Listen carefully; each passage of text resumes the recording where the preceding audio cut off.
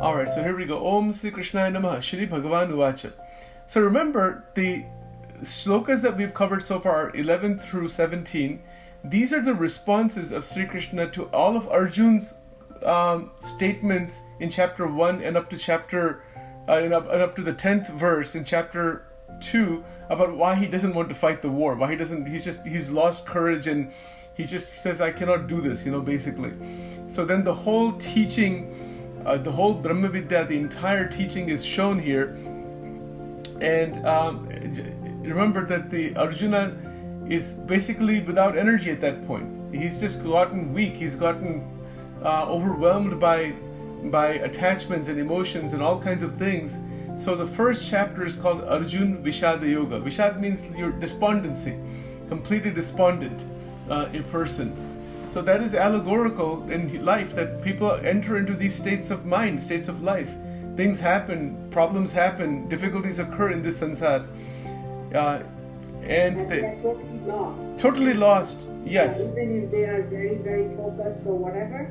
Yes. Sometimes things happen in life which they have no, yes. have no clue. Right, exactly. The traumas happen, the problems happen, so many things happen. It's just, it goes on like that. Some of the stuff we have created ourselves, many of the things we have created, if you really look deeply enough, some things are because of circumstance, situation, some of it is for our greater development, whatever it might be. But the Vishad is a state of mind where energy is lost, emotion is disheartened, despondency is there.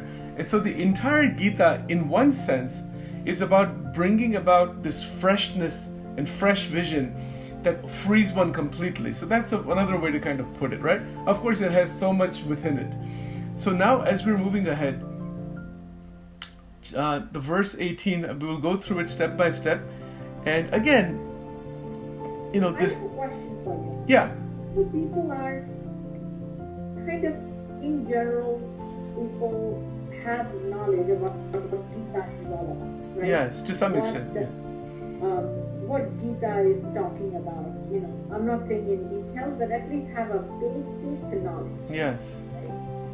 But then why is it that it is still very hard for them, and still I'm trying to kind of understand what it is that holds us from believing in it. From believing in the Gita, you mean? Yes, believing in the teachings of the Gita, believing in what Sri Krishna is saying. What it is that holds us, that, we still feel like, we die, and that's what causes all the pain and suffering. So, I'm not sure I understand what you're asking. Are you saying that people don't believe what's in the Gita? Is that what you're saying? No, I'm not saying that they don't believe. They know what's in the Gita. Okay, right. So they know. Then what causes them? Yes. Not to kind of let go and follow the Gita. What causes them to follow the Gita? Not to follow the Gita. To not follow the Gita. See, that's a great question. So let's talk about that for a moment. See, the Gita is something. It is not a question of following the Gita. It is that the Gita should strike the person. It's like a lightning bolt that strikes you. See, if you try to follow the verses and all that thing, that's fine, that's okay. Even those who think that they understand it, they're trying to follow it in their own way, trying to do different things and whatnot. But, that's not as much as significant as it striking you from inside. It could just be one word, one verse that strikes you and penetrates. That is everything. So spirituality is not about quantity of understanding or how much someone has studied or all that. That's all okay. That's intellectual stuff. It's actual spirituality is how much penetration there is. You see this point? It's very interesting. If you look at the verses just we've talked about so far, we started with that whole thing about the mourning, that the wise do not mourn for anybody.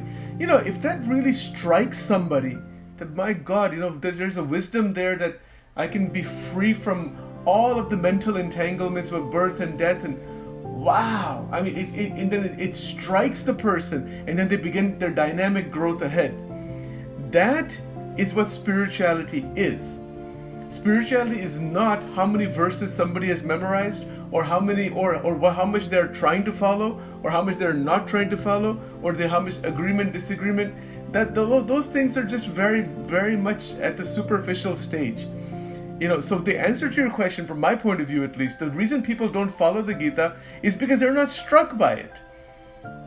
Well, if it strikes you, it's like, oh, you're jolted by that. Look, wow, my goodness, it's like a flashes of insight. That is what we are trying to create.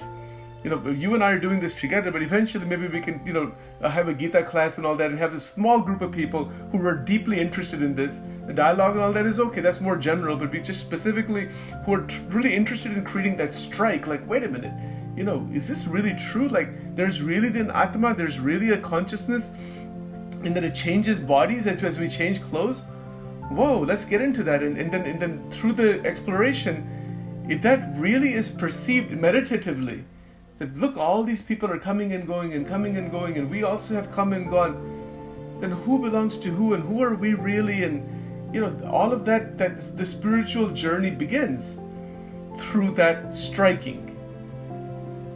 So that's what we are trying to create. I mean, there are God knows how many people who listen to different lectures. Some of them have done so much research on the Gita. Some of them have memorized the Gita, like in the Swadhyay Parivar in Gujarat, for example. There are thousands of people, hundreds of thousands, I would probably say, who have memorized the most of the Gita, and all that, and they're contemplating on it and thinking about it, and it's all beautiful. It's very, very great. Tremendous respect and love. And if it has struck them, that's probably why they're doing that. But the fact is that it has to strike like a match that strikes. You're striking the match, and then that spark occurs. My match is lit. So that is what we are trying to do here. That is to light the match internally. And once that match is lit, then it will not. Then our task is to keep it lit, keep it glowing. That is what satsang is all about. Satsang and all the gurus that are out there and have been there and who are there now, the only purpose of all of that is to light this match from inside and let the realization flow. So even though people who say that they know the Gita and all that, they have not been struck by it. And that's the key. And once that happens, it is an extraordinary transformation. And again, a person has to look within and see, does it happen to me or not? Otherwise, what you have are just people in the world who are just living their usual life with all the mixtures of the world, and that's the end of it. They die like that one day. They die one day with all the attachments to all kinds of things. Their body has withered away, and their attachments are as powerful as anything, and then they go to the next birth. The entire cycle of birth and death described in the Gita, that's what happens. So what we want to accomplish while we're alive, before this body does go away, because it will go away, we want to realize the final truth while we're living, rather than delay the realization. Yeah. So, right. I don't know if that at all answers your question. Yeah, it does, because I sometimes I think about it, right? And contemplate and think about it. Why do we have, my question is, why do we have so much pain in this world? Yeah. Why are people struggling so much when, if you can believe in basically some of the words of the Gita, and that's where I'm always questioning. Yes, because see, if large numbers of people start thinking about the Gita and put their energies behind this spiritual texts, most of the problems of the world will not even be there, because it's simply because your energies are going towards higher things. You're not going to hurt anybody. You're not going to hurt yourself. You're not going to damage yourself. None of that is going to happen. The whole world will be transformed. But the number of people that actually contemplate on these things is relatively less compared to the masses that are just stuck in ignorance. That's all. and they're stuck in ignorance, creating chaos and havoc and all kinds of problems, and all of that is a result of the running after the material world. You see, one of the threads in the Gita is to recognize that one will be entrapped in the Maya. That is, so Maya is described in the Bhagavad Gita as a divine a power of God. Daivi Esha Gunamayi Mama Maya. The Maya is also a divine power, but it is an entrapping power, engulfing power of God. So nobody can answer the question why Maya exists. That's a very good question, but I still think that it exists for us to be tested by God. There's many deep answers to that, but it's not. It's not so much a test. It really has to do with the fact that somehow we are experiencing this material world, and there's different answers to it. It's a difficult question to answer simply because we're in Maya. But once we come out of it, there's nothing like Maya actually. So that's another answer. That rather than trying to figure out why Maya is there, just find a way out of it, and then that will give you the answer. Because see, Maya is that which doesn't exist but appears to exist. This is what Vedanta will say. Advaita Vedanta says this. Bhagavad Gita says it's the same thing, but in a little different way maybe. That Bhagavan Krishna is saying, this is my power. The God is saying, it's my power. This is my own delusive power. And you have to come to me. If you come to me, the Maya, I will take that will go away. But it's like the fisherman that throws the net. The fish that are near the fisherman by the boat are saved from the net. Everybody else all the other fish are caught in the net. Similarly, so once we go closer to God, the closer we go to God, the more we come out of Maya. The more we get stuck in the material world, the more we get engulfed by the three gunas of Maya. Now the question why Maya exists. This is a very, very tricky question. There are some deep answers. I don't want to go into that right now because those answers. No, the reason I don't want to go into that is also, I'll tell you, because those answers require a little bit of more in-depth understanding of Vishishtadvaita, Dvaita, Advaita, and all that stuff. It's a more esoteric and a little bit tricky question. But the answer is also in the Gita, which we will see. But a simple answer, think of it this way. Think of this. There's God, or the Brahman, one. Then there is the power of the Brahman, that is Maya. Within the power of Brahman, infinite number of jivas are there, souls, within the power. Now think of it this way, that those jivas are like God, but they're not God themselves. They're like a part of God. They're like the photons inside the sunlight. You see this? So if you look at it that way, that in the Bhagavad Gita, he says the jiva is an ansh. It's like this. It is like the ray of a sun. The ray of a sun is the Atma, but the sun is the Paramatma. It's like that. So Shankaracharya will say that when you come out of when you're uplifted, you will say, oh, this is who I am, not this. Not this small limited being with the three bodies. I am that. Tattvamasi, I am that Brahman. I am not this limited being. You see, so that is one answer. The Ramanuja's answer, I'm just telling you very quickly, Ramanuja's answer is that, yes, same thing is true, but he will say that the Atma is a part of the body of the Narayana.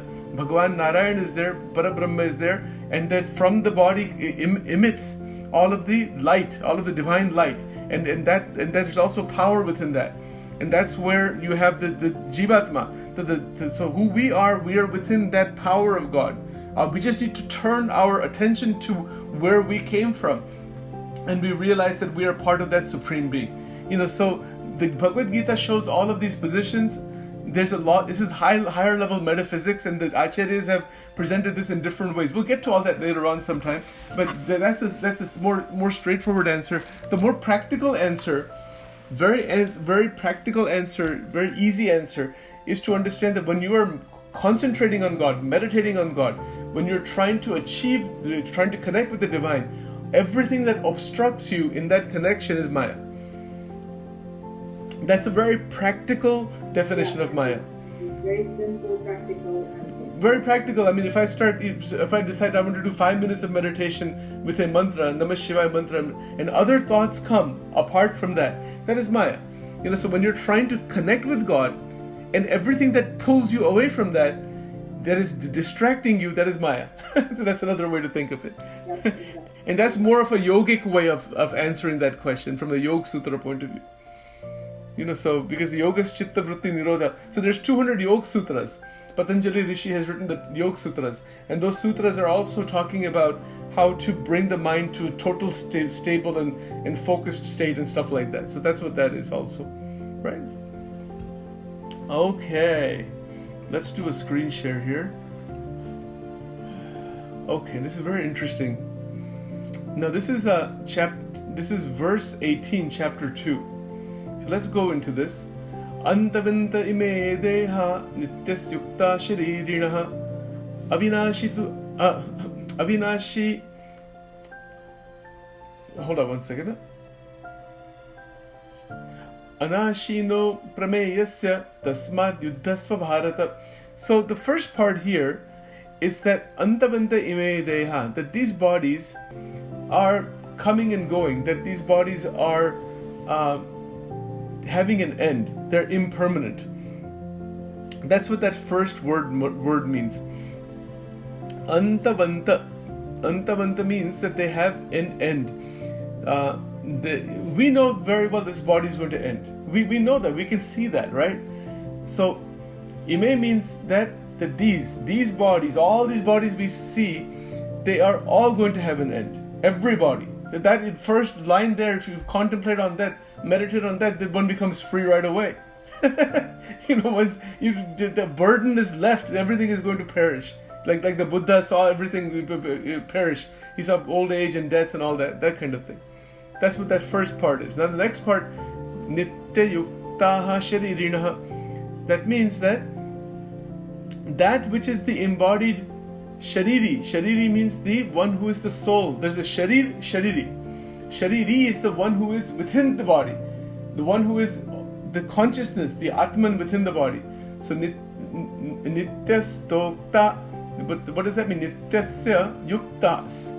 That's the combination there. So Nitya means that is eternal, constant, and it is declared in the ancient times and from now also till now, that those declarations, that there is this eternal element within us, an eternal spark, that is the Shariri. So the Shariri is the embodied soul. See, the word Sharir means body. Shariri means the one who is embodied within the body, who is the witnessing consciousness in the body. That is called Shariri. See, and then the last two are Anashino prameyasya. Anashino means that which is indestructible, aprameya, that cannot be measured. That is the Brahman that is talking about. That is immeasurable. That self is immeasurable. Nobody can put any boundary around that. It's not like a physical body with a boundary, And then because if you understand this, that all the bodies are going to go, and also you understand that you are in eternal spirit that can never be destroyed. That is who you really are. But by realizing that, then he says, Tasmad yuddhasva bharata. That you go and continue your duty. Get up and start fighting. Therefore fight, Arjun. Therefore go and do your duty. You see, so now I think that meaning is fairly clear. You have any questions about that? That's pretty clear, right? Now let's go a little bit further in the same verse. What is the actual in-depth meaning of this? Well, there's so much.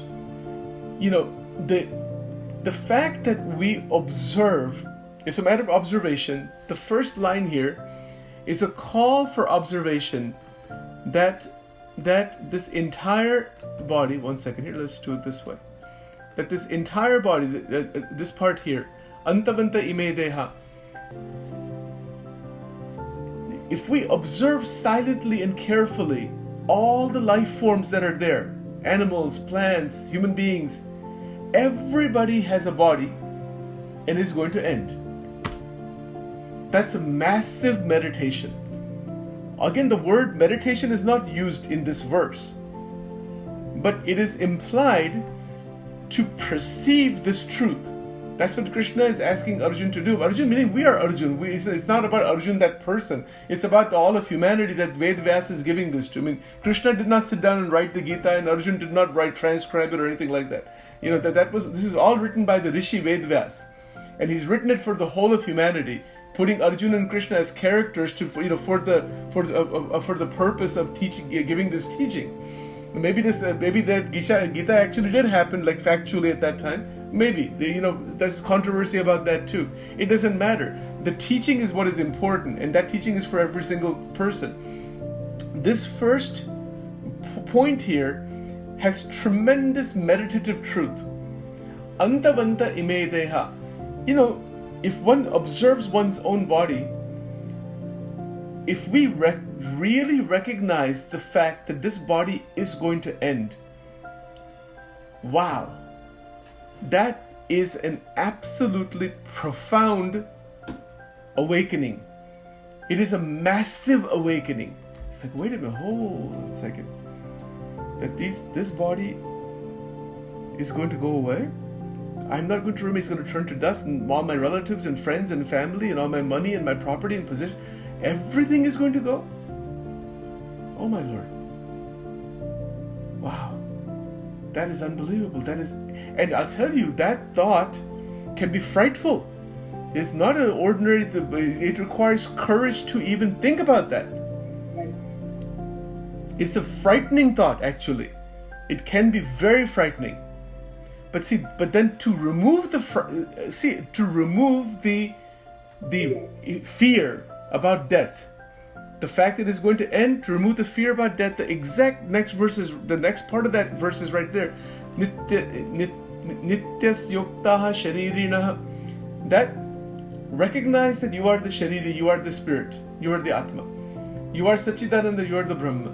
You are an eternal soul, you are not going to die. That doesn't die. So nityas yokta, nityas yokta. So nityas yuktas. That is, these are the two Sanskrit verses of the eternal, of the undying, meaning that you are of the undying. You are never going to die. That the embodied soul is eternally present, the indestructible, the immeasurable embodied self. The translation is correct down there. That is who you are, and said to come to an end, meaning what? That the bodies inhabited by the eternal, the indestructible, immeasurable embodied us are said to come to the bodies are going to come to an end, not the soul. And because of that, now see the beauty of the Gita is that it's not telling Arjuna or like all of us, well, but you're gonna just die one day anyway, so who the heck cares? Don't do anything. Just don't do anything at all. Just live like a wild person. No, it's not like that. To perform the duty, fight meaning, this entire sansar is a battle. The whole thing is a battle. As soon as a child is born, the child is born into a battlefield. From competition to going to school and making grades and doing, it's the whole A to Z. It is a battle until the person goes away. So the Kurukshetra is also this sansar is a Kurukshetra, and inside our own heart, the individual plays the battles with the vasanas and all the internal turmoils. So the battle continues. So, but how to enter into the battle? That is, battle meaning the life that we're living. I mean, good Lord, it's a hierarchical structure. We have to fit in somehow into the sansar. We have to make our money and be able to survive and have education and do so many things. It's a constant battle. It's not like a heavenly planet where you can just have everything is provided and it's just pure scenery and joy like Hawaii or some Alaska or something like that. Just total pieces there. It's nothing like that. This entire material world is a total battle. And because it is like that, there is an understanding that this verse is giving, that to perform the duty with this understanding that everything is going to go, and who you really are, the Shariri, remains. And so now there's three main points here. The one point is that everything is going to go.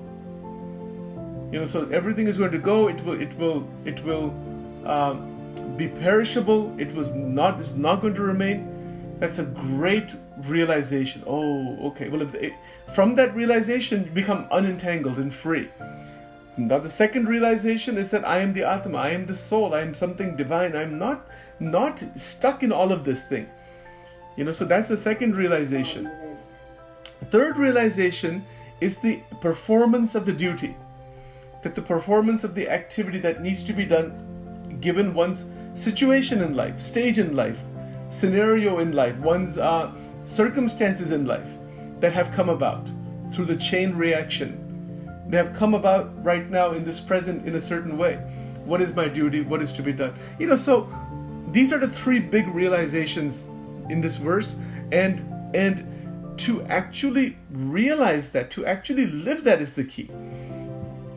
How do we go about doing so? Well,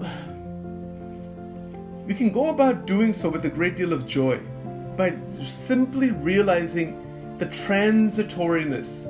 Transitoriness means everything is changing constantly. That we know. But to visualize that, to see that, it's a very deep meditation, very profound. It's a profound meditation to perceive the entire transitory structure of the world.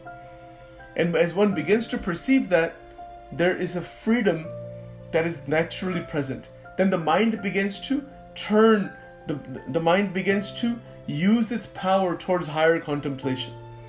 Because it is realized not to play with these small things anymore. And that's what it is. Milu, it looks like you're falling asleep, so we may have to... I'm awake.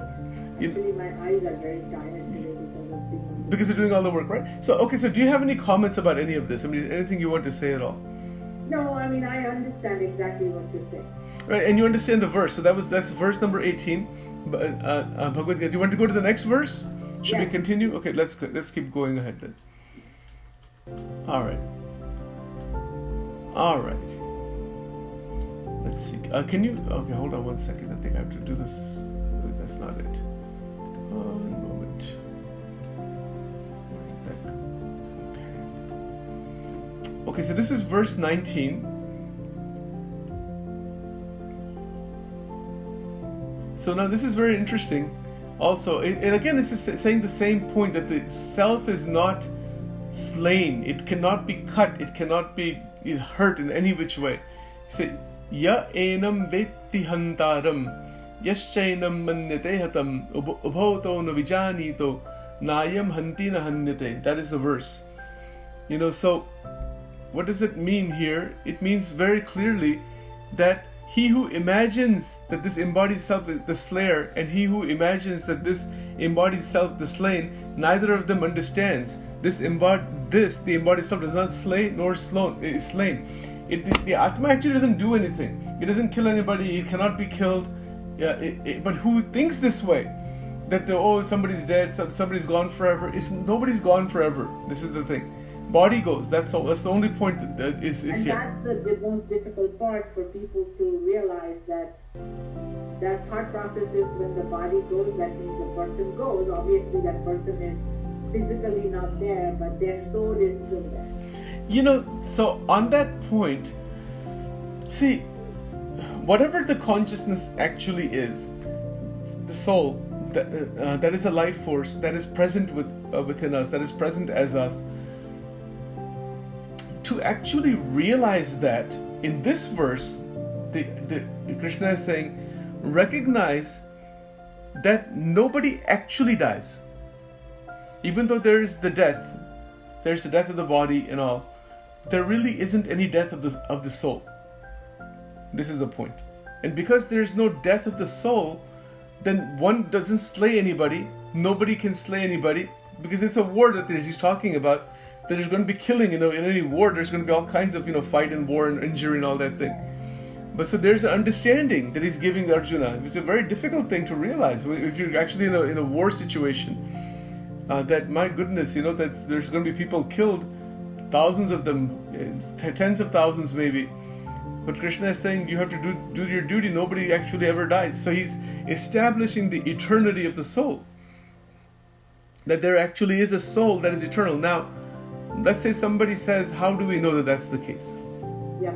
How do we know that there's actually a soul? How does anybody know that there's even such a thing? How does anybody know that? That's a good question.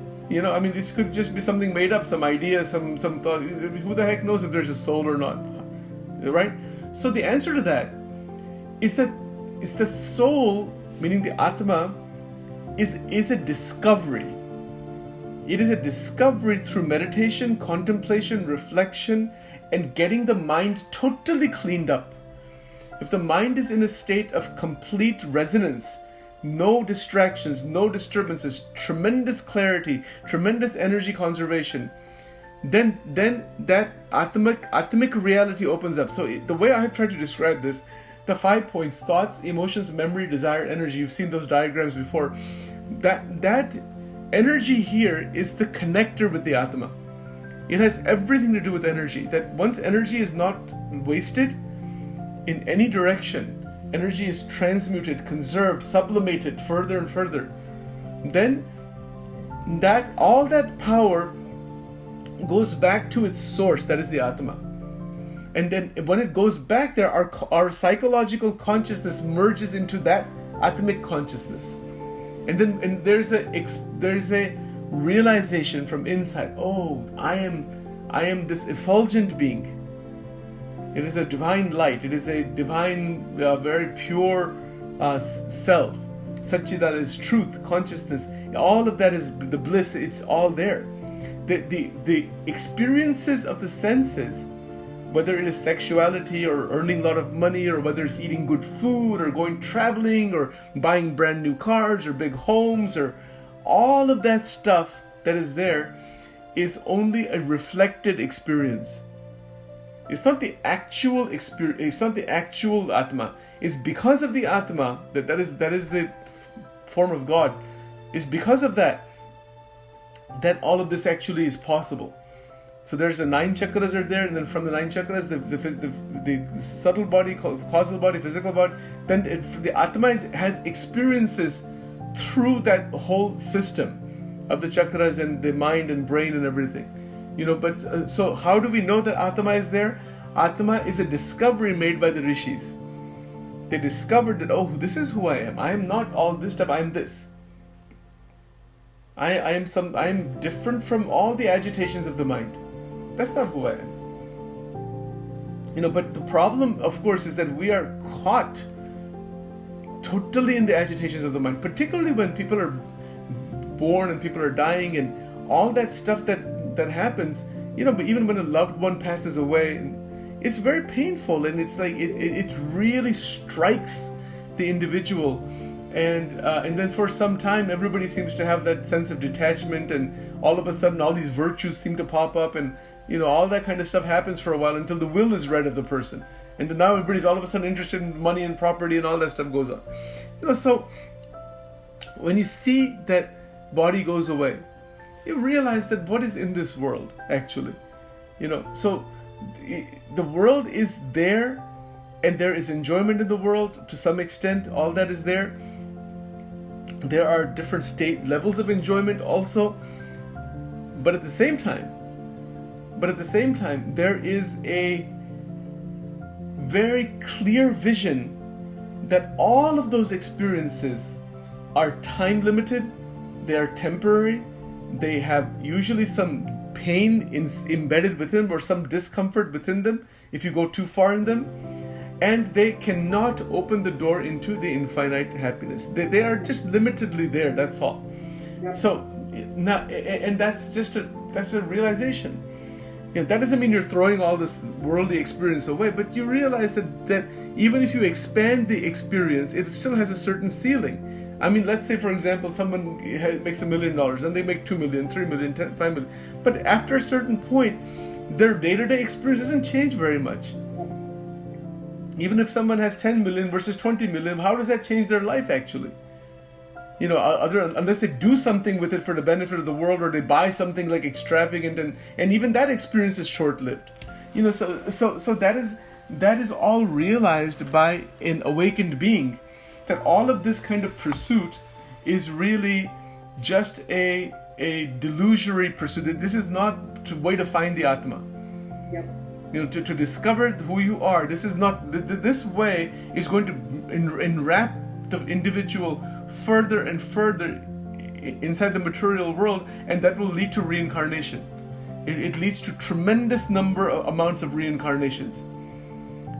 So let me tell you a story about this. Let's look at some examples. So I don't know if you ever heard of there was a king, his name was Bharat Raja, not that Ram Bhagwan's brother, but some other king was there. His name was Bharat, I think it was called like that. And I think maybe really based on his name, the name of India was given as Bharat. But anyway, so he had left the kingdom. He had a lot of vairagya. He said, I want to just meditate in the forest and all that. So he had left the kingdom to his family and left all that thing. And then he was staying like in a certain place. He was staying in some kind of a kuti or something, and he had made that. And he was doing his meditations and he was doing his prayers and all. He was trying to evolve, go deeper into meditation. So at one point, what happened? A dove came. It's a baby deer, a dove came to him, and it was alone. So he began to nurse it and take care of it and raise it. And then what happened in doing so? Some time went by, 6 months, 1 year, 2 years, and eventually in his meditation, the deer started to appear. He would see the deer. The mind would be going, oh, where's that deer? Where's that? Because that was the only thing that was there. He became attached to that. So in the Srimad Bhagavatam, the story goes like this: that this king, who then became, he was a renunciate monk at one point, he became attached to this deer. In his next life, he became a deer. It's called Mrug Akar Vritti. So because his mind got infused by that animal, so his next life was a deer. And see how terrible these things are. But even though in that deer body he realized what had happened, so at the end of that deer body he was born again. Then he said, this time I don't want to be attached to anything. So he acted as if he was crazy, and he's called Jad Bharat. That was his name, And he was like working for some king or something like that. But people thought he was crazy, but actually he was highly enlightened. And then they say that after that, then he realized the state of total non-attachment, and in that realization, then he became enlightened afterwards. So the point is that it's not about leaving the house and going to a forest to realize the Atma. It has to do with attachments. And the Gita's teaching is not about going into the forest. It actually is about living your normal life, but completely, mind is sublimated above it. Doing everything, but keeping oneself unattached.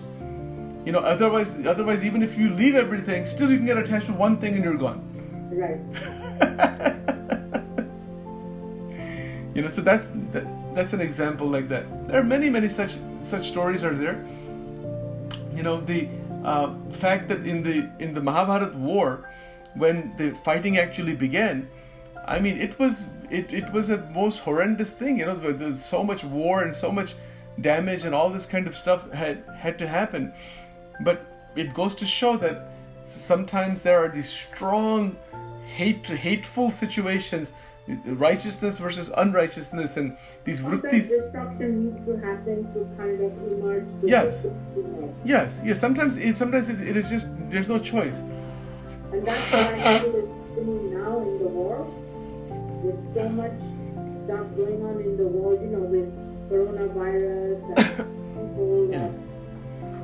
people struggling with snow and very cold, severe weather. Exactly. I think it's like a cycle. Yes. And good things will emerge out of that. Yes, exactly. And that's the whole point, that all these things happen. It all goes back to how we can live this life that we have, with this vision, because what we're seeing in the Gita so far, it is a vision. Change the vision. And if we change the vision, the mind and its agitations become, they just subside. That's the real goal. And then what happens we are able to live this life very freely, very openly. We just do not get stuck inside the vortex of the Panchvishayas. The Panchvishayas are Shabda, Sparsha, Rupa, Rasgandha, the objects of the senses. It is like you start running after them intensely. It is quite an entanglement, and once people get into that, it becomes nearly impossible to come out of it. Then they're just stuck lifetime after lifetime. So what we're doing here is something really quite tremendous, to contemplate on the divine and keep the mind attached to the divine. That's the most extraordinary thing. I mean, what else is there? Otherwise, if there's enough food, water, clothing, shelter, and everything else is balanced pretty well, and you realize that time is shrinking, realize the body is going to go, then how can we not be attached to the divine? When one visualizes that life is like a bubble, it can go anytime. Yeah, so there is that's what this verse is, the last two verses we just looked at, that's what they're saying. That there's two things are emphasized, that the Atma is real, the body is going to go. Body is like a cover, it is going to go. When the time comes, it will go. But while it is there, it is to be used for development further. It is not to be used just to destroy the energies inside, just by accumulating more and more bhoga and damaging oneself. That is not the best use of the body. There is a better use of the body, and that realization certainly can come. So anyway, practical exercise from something like this would be, again, twofold exercise. Recognize with eyes open, everything is transitory. Everybody is going to go, including this body. Oh, if that's true, I'm free. That's a powerful freedom. So this kind of freedom can happen when you're doing bhakti, sadhana. When you're sitting in front of the murti, or you're sitting in a temple, you sit for a few minutes and you visualize everything is going to go away. Okay, the Atma is real and God is real. That's enough. And you ask for God's blessing, Bhagwan ki krupa, that's all. And in doing so, you become free. So that's a practical meditation. Sit for a few minutes, half an hour, whatever period of time, and really recognize everything is temporary. It's still there, but it's temporary. It's going to go, even though it's there. Do our duty now. As Krishna is saying, do the duty, keep in mind that the Atma is real, and discover the Atma. So that's where the different yogas and all these things come in, so that the mind begins to get absorbed in the divine. And once the mind is absorbed in God, then there's no issue, then there's no problem at all. There's a constant connection with the Lord. And that's what I think we are very confused human beings.